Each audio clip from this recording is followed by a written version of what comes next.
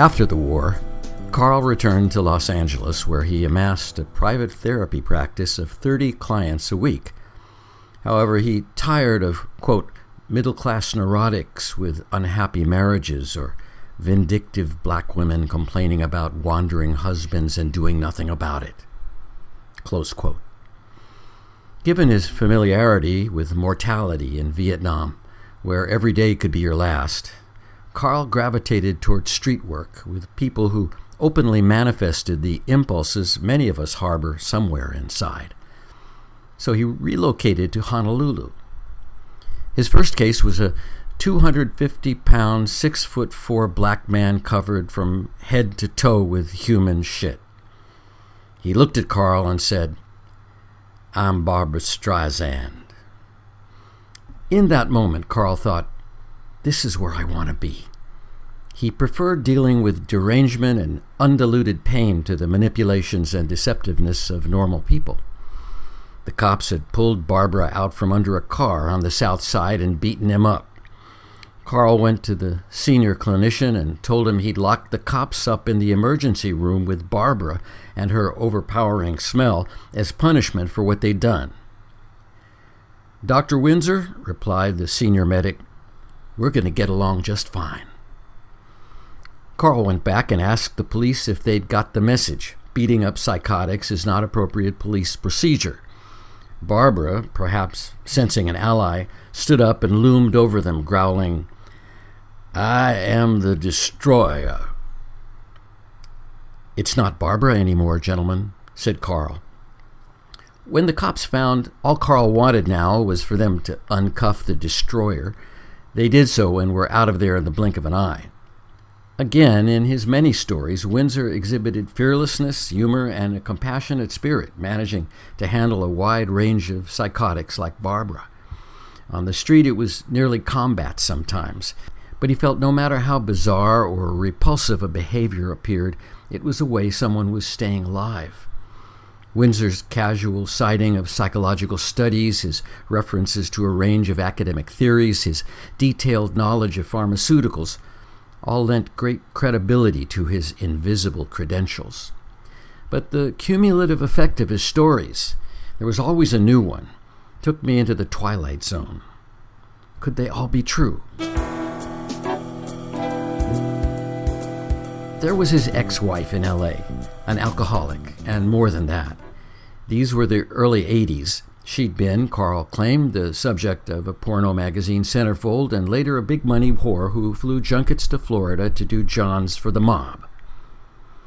He told about how she'd once arranged for her Mercedes to be stolen and stripped somewhere in Utah so she could move up to a 300 SL with the insurance money. But at some point, he found himself alone in the hospital with their baby daughter, born 2 months premature, alone because after giving birth, his wife had taken off. Carl told me he slept for weeks in his daughter's room in neonatal intensive care. And then a nurse tipped him off. All was not kosher at the hospital. After assembling, quote, ironclad evidence on malpractice, they had ignored signs of early contractions and had altered test results, he sued. Eventually, a California court found in his daughter's favor for $8 million. The money was still in a trust fund to protect it from the mother. So now my outlaw buddy was a millionaire. Carl had been slated to receive a nice hunk of the compensation, but, well, problems developed along the way. The couple was soon divorced, he explained, and then his ex took up with a major L.A. cocaine dealer, also taking him for all he was worth.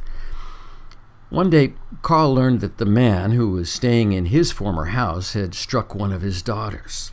Windsor rode up to the place one night on his Harley and gained admittance via the 24-hour security guard, a sympathetic former cop who knew Carl. Windsor says he sat there in the kitchen waiting for the couple to come home, sharpening his Bowie knife to a razor's edge. When he heard the car pull up, he put the knife away and walked to the door. "I got something I need to tell you," he told the coke dealer, enfolding the offender's shirt in his fist. He repositioned one of the guy's ears very close to his lips and said, "I don't care if you fuck my wife. She can piss in your face if you like that. She's already pissed all over me. Personally, I'd advise you to get as far away from her as you can, because she's doing a major number on you.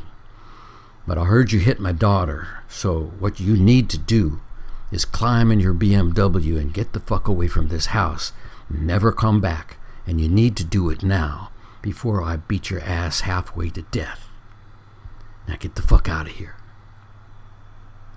Carl says he never heard a Beamer peel out so noisily before.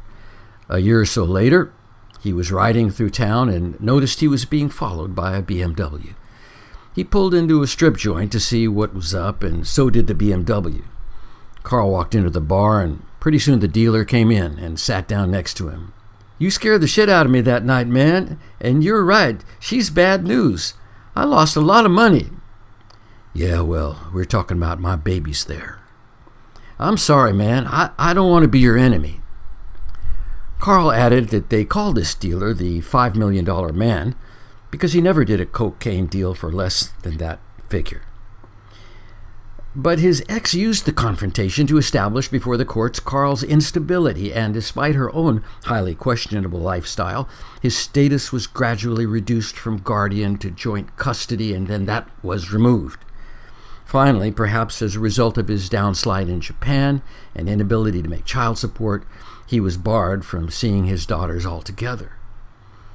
The day he told me all this, Windsor borrowed 2,000 yen to get home.